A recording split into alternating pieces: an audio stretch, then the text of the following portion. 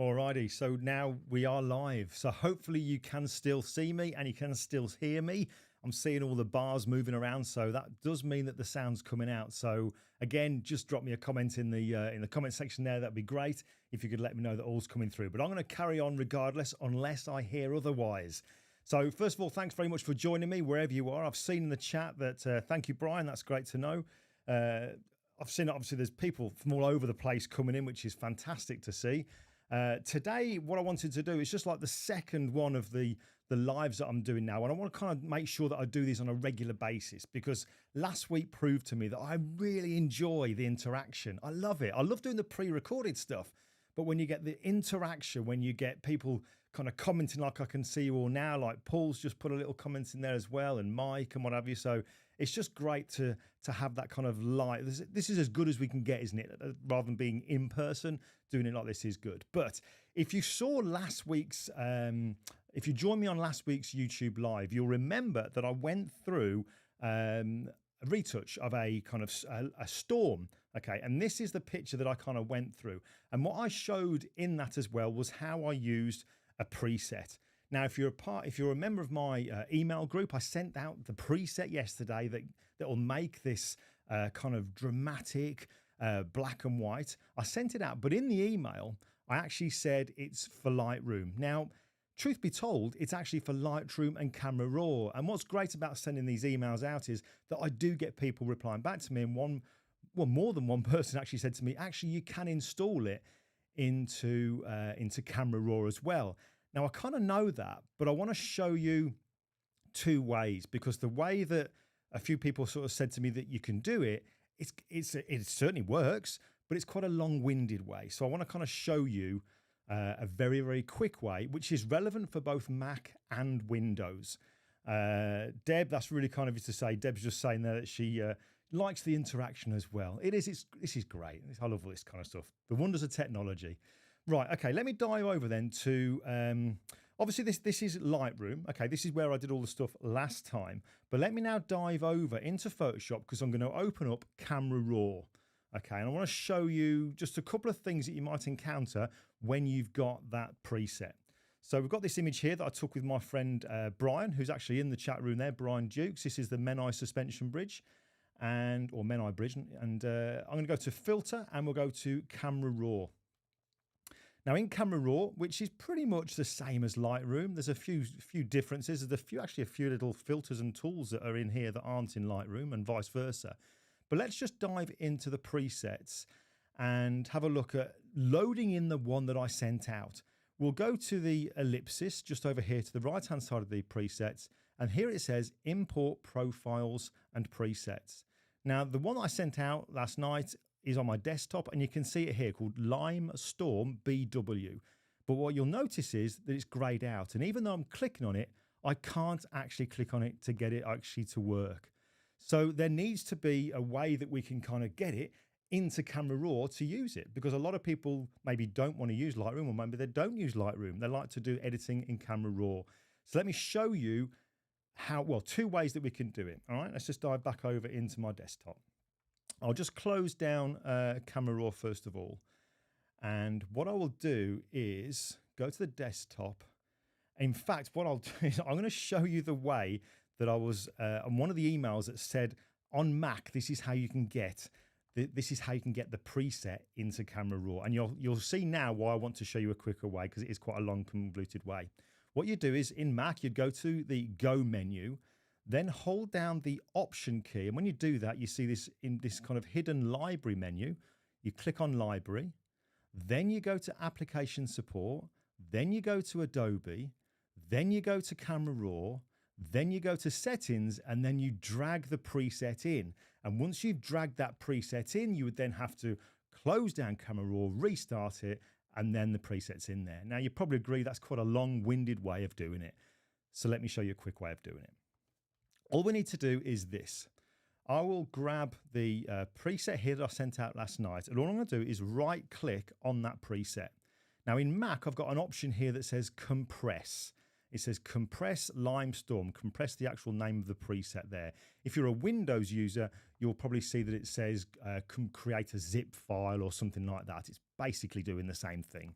Now what I'll do is I will click on compress, and you'll see now that it does actually create this zip file here for me, just containing this one Limestorm preset. Now I'll go back over to Photoshop. I'll go back into Filter and Camera Raw, and then we'll go to the presets. And now what I'll do is I'll click on the ellipsis. You'll notice here as well, there's no folder called user presets. There's none of my own in here. These are the ones that you can see are ones that are in here by default.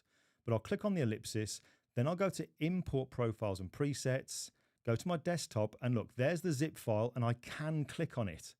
And then I'll click on import. And when I do that, we now have a folder called user presets, and there's the preset, the Limestorm preset. Now that's all well and good, but you might be thinking that you need to, for every preset you get, you might have a lot of them that you want to bring into Camera Raw, whether you're Windows or Mac, that you have to kind of create individual zip files for every single one. That's not the case. And I'll just quickly show you that. All right, so we'll go back over to my desktop. Let's have a look over here. And down the bottom, I've got two more presets. And there's only two here, but there could be hundreds. It doesn't really matter. You'll see that they're both highlighted. And all I'm going to do now that they're both highlighted, I'm just going to right click and then again choose that compress option. Okay, I click on compress, and there it creates me a zip file. Again, in Windows, it would say create like a zip file.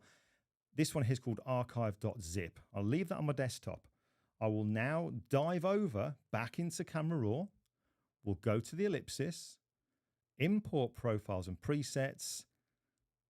There's that archive.zip folder. And then we'll click on import. And now look, in the user presets, they're individually labeled: Limestorm, Sunny Day, and Vintage Warm. So that's just one way that you can bring them in. It's rather than doing all those steps. I'm not quite sure how many steps there will be in Windows to drag it into that same folder, but that's a much quicker way. And it works, like I said, exactly the same in Windows and in Mac. Let's have a look at just a quick comment before we dive over into the kit side of things. I see Brian's put something here. Interesting. Does the zip have to remain on the desktop once you've imported the presets? No, not at all, mate. Once you've brought it in, that will then put them into that folder that I did that long navigation down to. You can then get rid of the zip file off your desktop. They're actually within the kind of ecosystem, if you like, of Camera Raw and Lightroom. So there you go. Nice and simple. Works a treat. And Lee's just put there, if the zip file is deleted after use, will it still work? Yeah, exactly the same, mate. It's taken the actual presets from there and put them into the ecosystem in the necessary folder that needs to be within the system on your computer. So you can delete them off your desktop, all sorted. All right, okay. So that's what I wanted to cover with that. Much quicker way of doing things. I hope you agree. But what I do now is go through my kit. That's what this is all about. I do get asked about this quite a lot. What kit do I use day to day, and what software generally do I use that kind of enables me to do this stuff? Because I'm trying to make this look as seamless as possible, but there is a lot going on behind the scenes. All right, there really is. So what I'm going to do is I'm going to use my iPhone just to kind of show you live some of the stuff. We'll go through the monitors, the computer, microphones, and all that kind of stuff. And there's some extra little things I want to show you as well. I've got some videos for you. And if anybody's got any questions about any of the kit, let me know. Oh, and by the way, none of the companies that make this kit are sponsoring this video. This is purely something that I'm doing. I'm not getting a backhander for showing this stuff. But anyway, let's just dive over to my iPhone. So let's just click a button, and there we go. So I'll try and move this as carefully as I can so that you don't get seasick. But let's just come over here first of all. If I just hold it backwards, you can see now this is the desktop. There's my hand. There you go. This is the desktop that I currently work on. Oh, and the monitors, I've got two monitors. All right, so this monitor here, this one is, they're both by BenQ, and this one is called the SW272U. Okay, SW272U. Now, this is a specifically designed for photographers. There's a lot about this this actual display that is really, really good for photography. So what I'll do is I'll quickly show you a little video, then I'll show you some stuff about it that I really like, because I've changed now from my previous display to now using this one. So this is just a very quick video to show you a little bit about that particular display.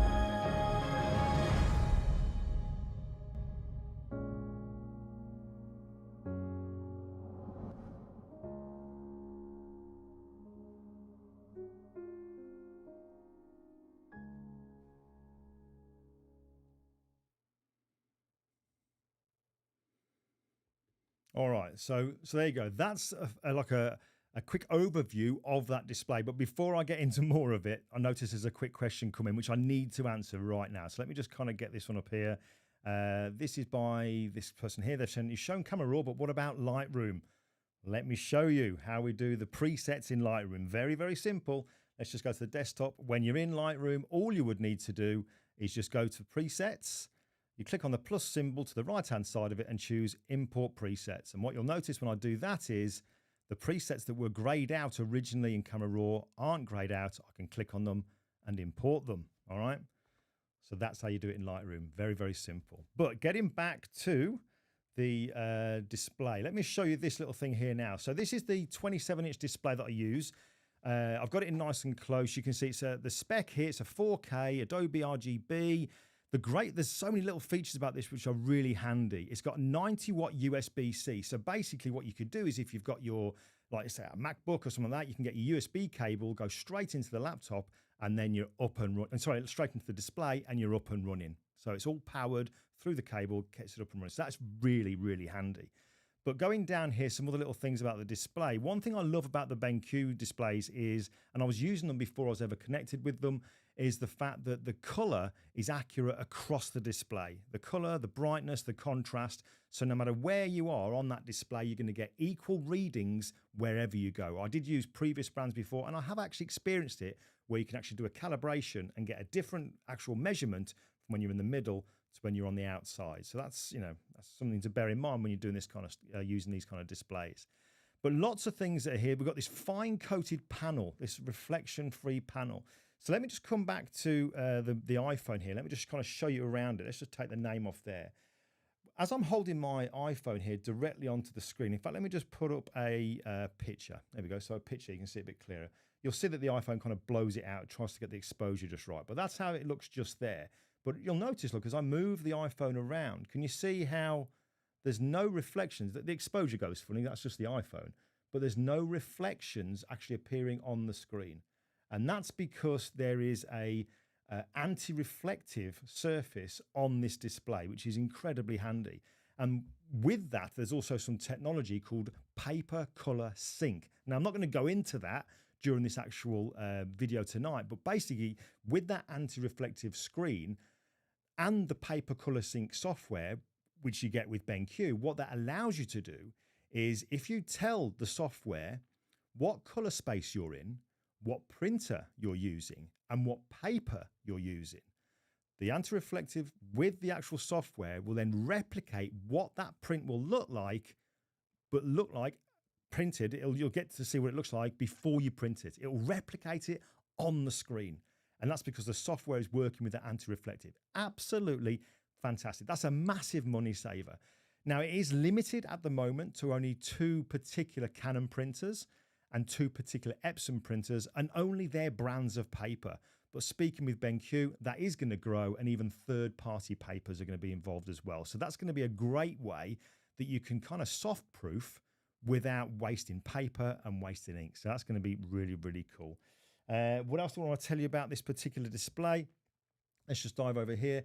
Things that I really like about it is that you've got this wireless hotkey puck. So this here can allow me to quickly change from one color space to another, or one kind of temperature setting that I've got dialed into the display, depending on what I'm working on.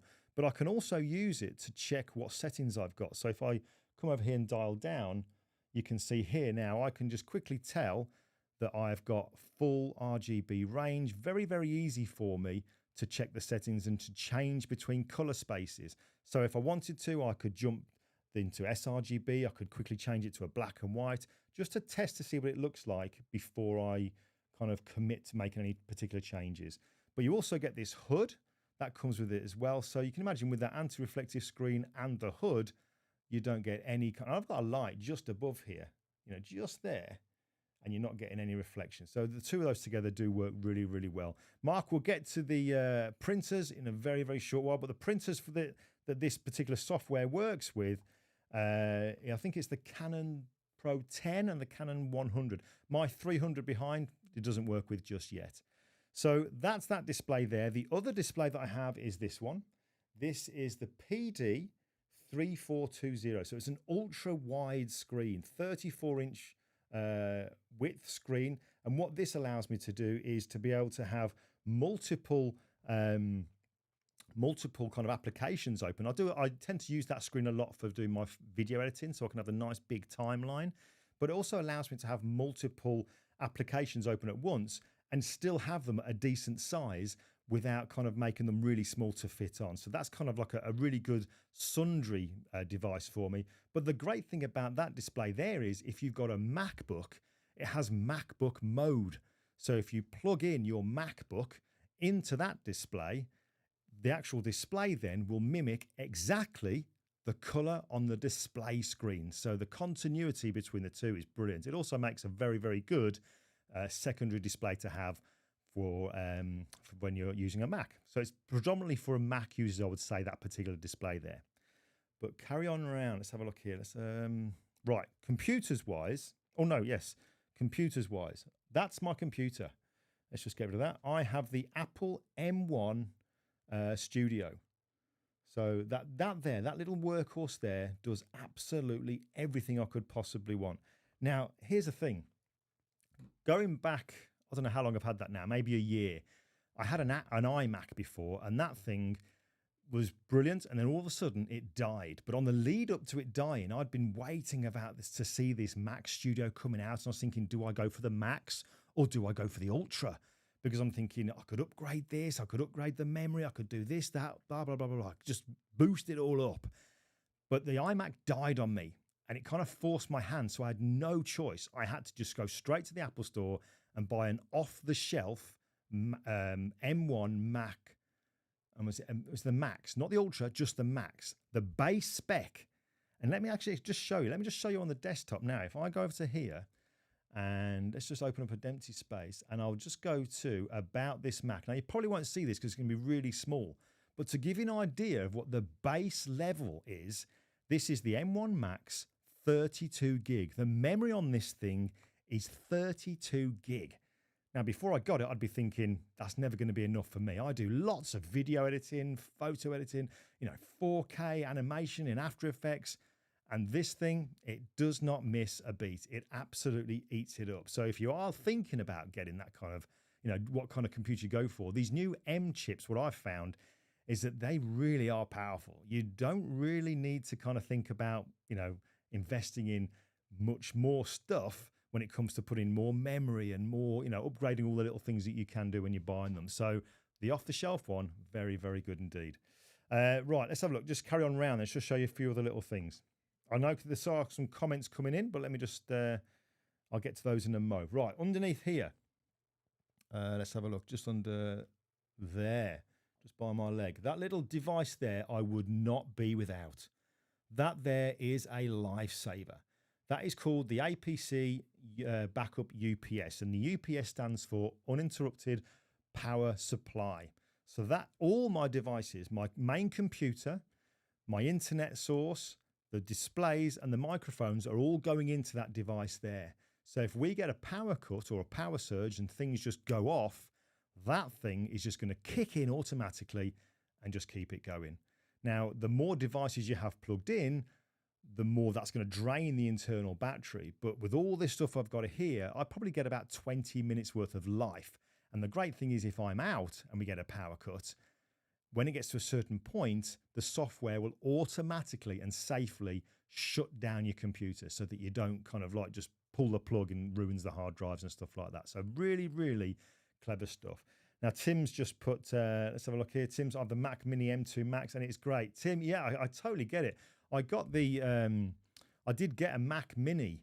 It's actually on the shelf over there, and I used it for an event. And I mean, this thing is tiny. It's half the size of the Mac Studio, but just whistles along. Really, really clever. In fact, talking of whistling, I did have somebody say to me that the Mac Studios, they've got a high-pitched whistle.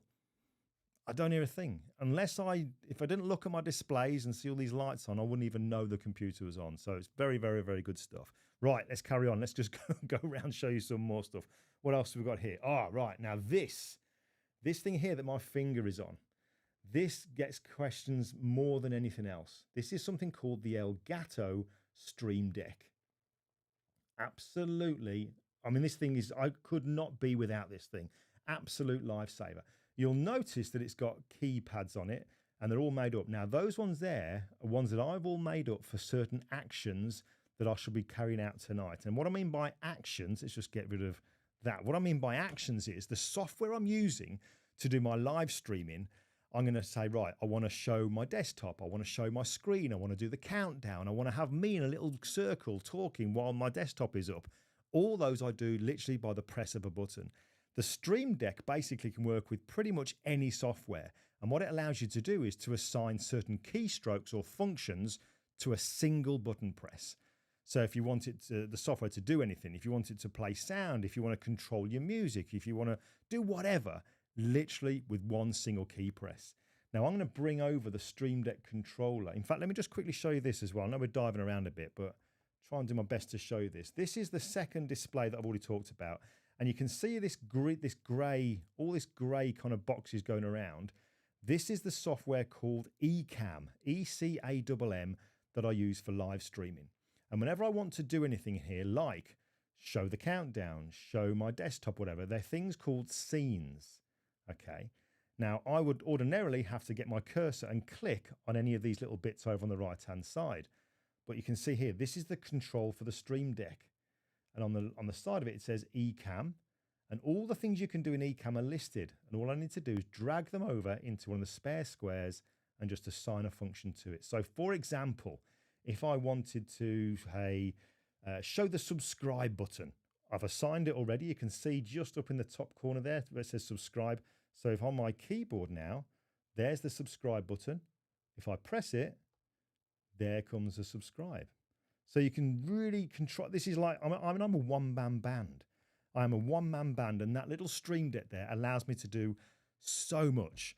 Just, you know, it helps you to calm down and kind of say, right, press that, press this, press that. What I don't want to do when there is so much to think about, especially when you're live streaming, is moving your cursor around, trying to click on this tiniest little place to activate something. Here, I've got this nice big bright buttons that I can just press and just, you know, activate whatever I want to activate. So that there is an absolute lifesaver. Other things that we've got then, that's the Elgato. I've also got the Sense Labs. That's my medium pen tablet. I did a video about that a short while back. And you can see there, it's got a little bit of wear and tear on the surface, but still very, very happy with it. It's still doing what it does, what it needs to do. It is a wireless tablet, but I always have it plugged in. I just always do. There we go. So that's that one there. The microphone I'm using, the one I'm talking through to you now, is this Rode NT1. It's a different one to what I used last week. I've just got this stuff this week. So I brought that new microphone. And what else have we got? We've got this Rode Caster Duo. So that there is basically an audio interface. It says it's the all-in-one production suite for people who do podcasting, streaming, music production, you name it, it'll do it. Everything to do with audio goes through that, and it's literally just sliders. Now, I love technology. I love updates and gadgets and stuff like that, but you still can't beat analog. And when you've got a little slider you can use to control the volume of your voice or the volume of music, I'm all for that. Keeps it nice and simple. So that's that there as well. Now, talking of the Rode Caster, the Rode software, this microphone and that stuff there, this little device here, this is something that I've got called the Rode Wireless Go 2, and this is a wireless microphone. So I've got, when you get these, there's 2 transmitters and 1 receiver, and they're tiny, really, really small. Now, before I tell you something else you can do with that, great update, which I didn't realize had happened. The only fault I could find with these when I first got them was that the only way you could attach them to anything was you had to have a clip. Okay, so it's got like a little clip on the back here that you would just put onto your lapel. But if you're wearing a t-shirt, it got really awkward. You had to have it right up here.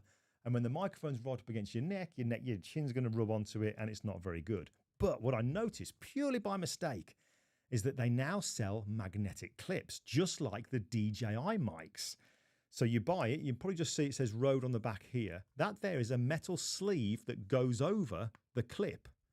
And now they've got this, they also give you this magnetic block, and that just blocks onto it. So now you can fit this onto anywhere, any part of your clothing. So I'll put the magnet underneath my top, and the microphone now just sits there on me, just there.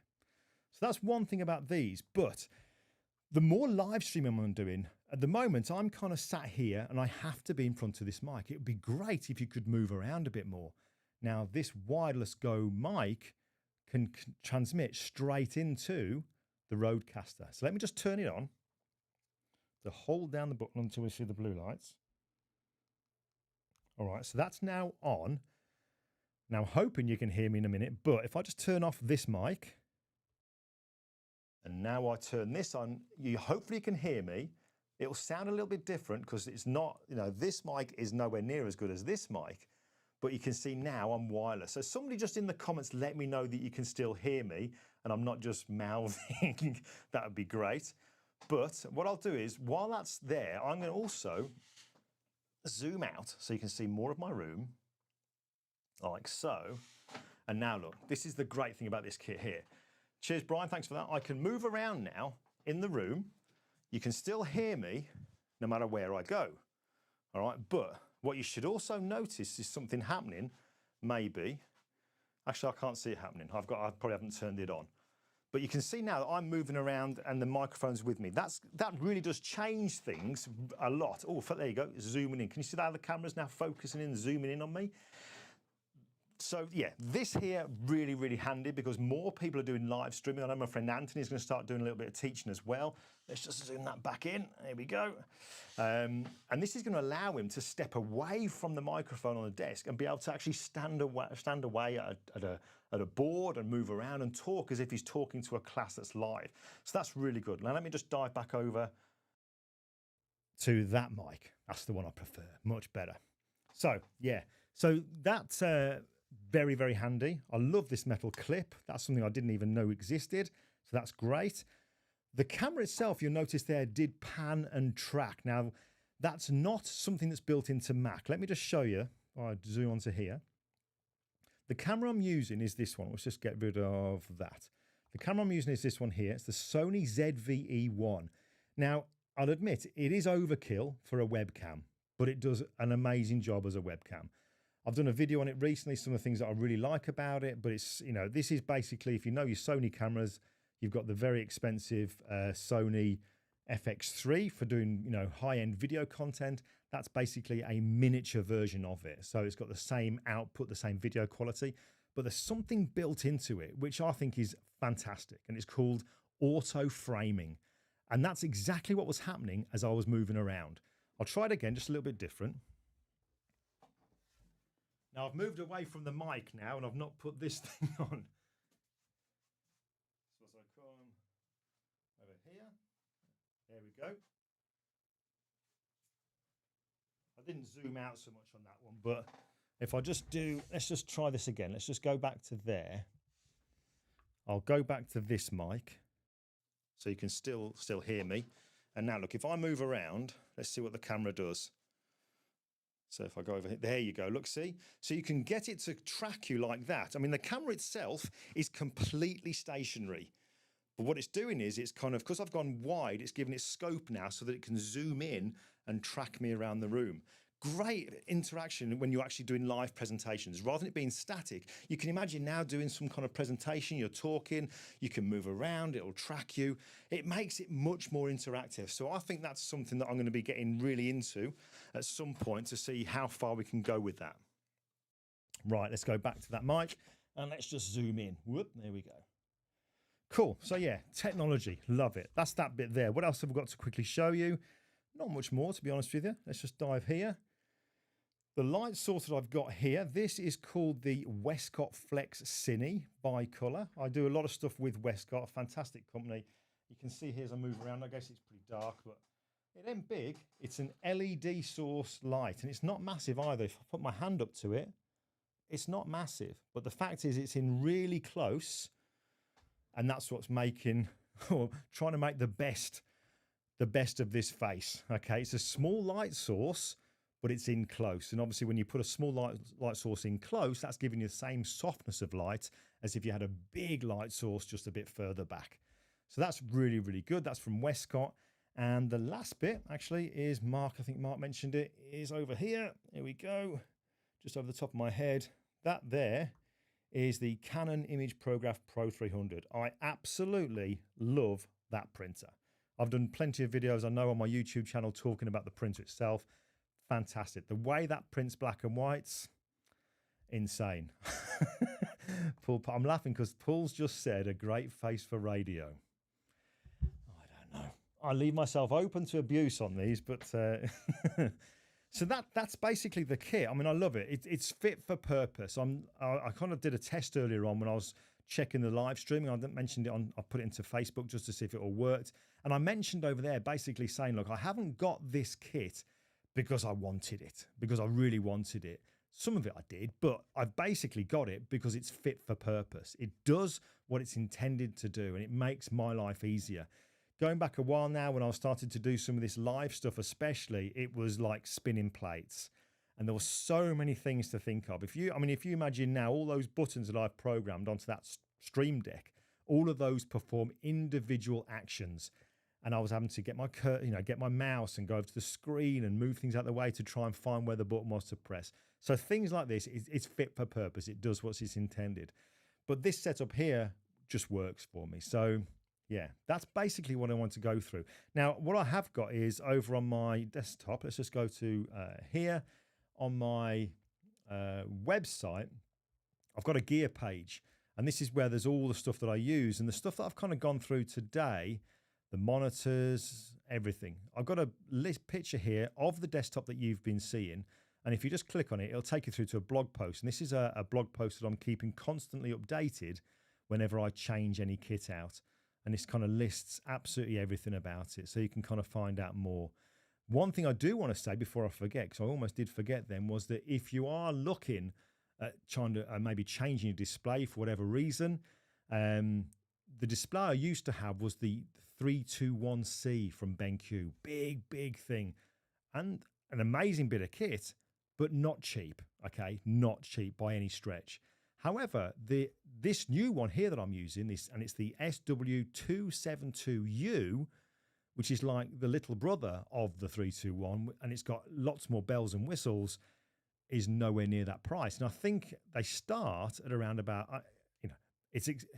things aren't cheap these days anyway, but I think it's around about $899, something like that for a display, and it kind of goes up. So I think the SW272Q is $899, and I think the one I'm using here is $11.99, something like that. But the reason I'm telling you this is that if you are looking at getting a display, a BenQ display in the photographer range of displays or the designer range of displays like that PD one, my big wide monitor, give me a shout. Let me know, because being an ambassador with BenQ, I'm very fortunate that I can actually offer discounts. I'm able to get people discounts. So, and what I don't want to do is just throw that discount code or something out into here, because very much it's all very much about building relationships with this. You know what I mean? I'm not keen on throwing numbers out so people can get discounts. I'd rather kind of deal with it on a one-to-one basis so people are looked after and get the best kind of stuff out of it. So if you are interested, give me a shout. We can have a talk about it and I can see what I can possibly do for you. But there you go. I'm going to dive into the comments now just to see what questions we've got here. So, in fact, there's one here. Good question. Let's have a look. Something I didn't expect to get asked. How are you avoiding light reflection on your glasses? That's a very good question, and actually one that I get asked about when it comes to taking portraits as well, when I take pictures of people with glasses. It's basically all to do with the angle and the height that I've got this light set at. We have the angle of incidence, which is the angle that the light comes at, and then you've got angle of reflection, which is where once the light hits the subject, the direction it goes off in. Now, the angle of incidence of that particular light using to light up this face here is so that the actual reflection would go underneath. If it would be coming down and hitting the glasses, and that angle would go down below the camera. So the camera line doesn't see the reflection. So it's angle of incidence, angle of reflection. It's basically to do with the height and the angle of that light. I mean, it's way above this shiny head. You know, it's about that far above my head. So that helps with that. All right. Carolyn Watson, she's struggling to download the preset glue and it comes up as an XMP. That's exactly what it should be. That's fine there, Carolyn. No problem with that at all. You'll be able to import that. So no problem. It will be an XMP file. Anything else? Bum, bum, bum. Anything, Guy? I know we've got Anthony and we've got Brian, who are the moderators in the room, just in case there's any questions that they notice come up. That'd be great. I'm guessing that the actual sound has come through okay because this Rodecaster is something brand new that I introduced this week along with this microphone. So, yeah, cool. All right, there we go. Now, if there's anything in particular from what I've gone through that you want to see more video on, let me know. Otherwise, next week we're going to be back. I've got a pre-record happening next week, but also I'm going to be doing a live to do with a portrait. Okay, so we'll dive in. But folks, don't forget, subscribe if you haven't already. It's a great way that you can support this channel. And it's also a nice way that I kind of know there are people out there who are quite enjoying the content as well. So, but I think that's pretty much all I've got for you. Thanks so much for joining me. This will be live. This will be as a record on my YouTube channel so that you can check out the things. But in the description part of the video, there's also some links that will take you through to some stuff. I think on Monday, I will also put a very, very short 2-minute video together onto the YouTube channel to show that thing about the presets. Right-clicking, creating a zip file, just in case somebody missed it. But there you go. Folks, thank you so much. I will see you in a week's time.